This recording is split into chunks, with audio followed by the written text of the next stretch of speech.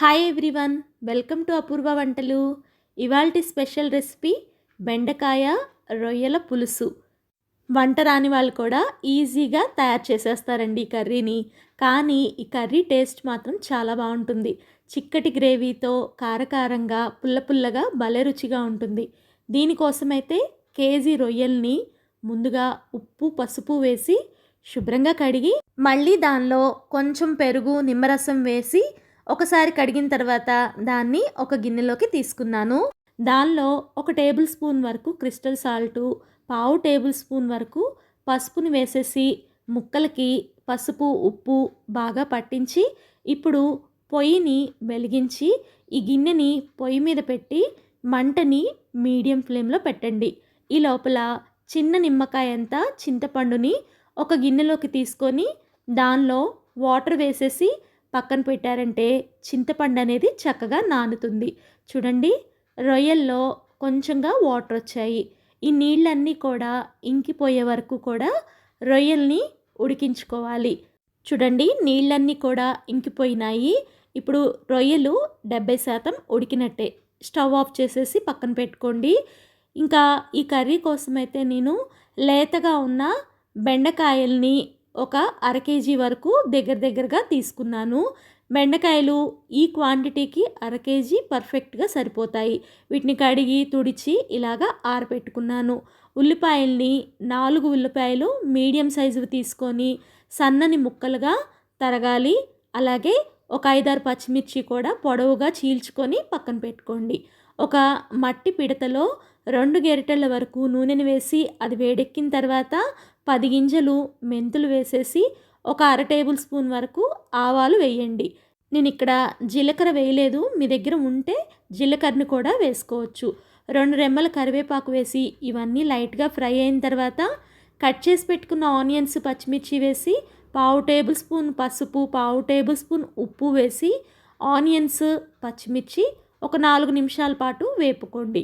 ఇప్పుడు 1 table spoon వరకు అల్లం చిన్నులపై పేస్ట్ అనేది వేసి దానిలో పచ్చివాసన పోయే వరకు కూడా 5-6 నిమిషాల పాటు మంటని సిమ్లో పెట్టుకొని ఫ్రై చేసుకోండి. తర్వాత దీనిలో 2 టేబుల్ స్పూన్లు ఫుల్గా కారం వేయండి. అలాగే 1 టేబుల్ స్పూన్ వరకు ధనియాల పొడి, 1/2 టేబుల్ స్పూన్ వరకు జీలకర్ర పొడిని వేయండి. దీనిలో మసాలాలు అనేవి ఎక్కువ వేయకూడదండి. వేస్తే మనకి కర్రీ టేస్ట్ అంతా కూడా మారిపోతుంది, గుర్తుంచుకోండి. ఇప్పుడు ఇదంతా బాగా ఫ్రై చేసుకొని దీనిలో ఉడికించుకున్న రొయ్యల్ని వేసి రొయ్యలకి ఉప్పు కారం ధనియాల పొడి అన్ని మసాలాలు పట్టే విధంగా ఒక 5-6 నిమిషాల పాటు సిమ్లో ఫ్రై చేసుకోండి. అలా రెడీ చేసుకున్న తర్వాత దీనిలో చింతపండు నుంచి తీసిన చింతపండు గుజ్జుని వేసేసేయండి. ఇప్పుడు దీనికి సరిపడా వాటర్ని కూడా వేయండి. నేను ఇక్కడ చింతపండు గుజ్జుతో సహా కలిపి దగ్గరగా 2 పెద్ద మంచినీళ్ళ గ్లాసుల వరకు వాటర్ని వేశాను. ఇదంతా కూడా బాగా మిక్స్ చేసుకొని ఒక ఉడుకు పట్టనివ్వండి. ఈ లోపల బెండకాయ పులుసుకి పొడవుగా ఎలా తరుక్కుంటామో అలా తరిగేసేసి రెడీ చేసుకొని పక్కన పెట్టుకోండి. చూడండి, ఇలా రెడీ చేసుకున్న బెండకాయల్ని ఒక ఉడుకు పట్టిన ఈ మిశ్రమంలో వేసేసేయండి. ఇప్పుడు ఈ బెండకాయలు పులుసులో కలిసే విధంగా గరిటెతో బాగా మిక్స్ చేసేసుకోండి. మిక్స్ చేసుకున్న తర్వాత మీకు ఉప్పు కారం సరిపోకపోతే ఈ స్టేజ్లో అయినా వేసుకోవచ్చు. ఇప్పుడు మూత పెట్టేసేసి మంటని మీడియం ఫ్లేమ్లో పెట్టుకొని ఒక 10 నిమిషాలు ఉడికించుకోండి. చూడండి, ఒక 10 నిమిషాల తర్వాత బెండకాయలు అనేవి లైట్గా కలర్ చేంజ్ అయినాయి.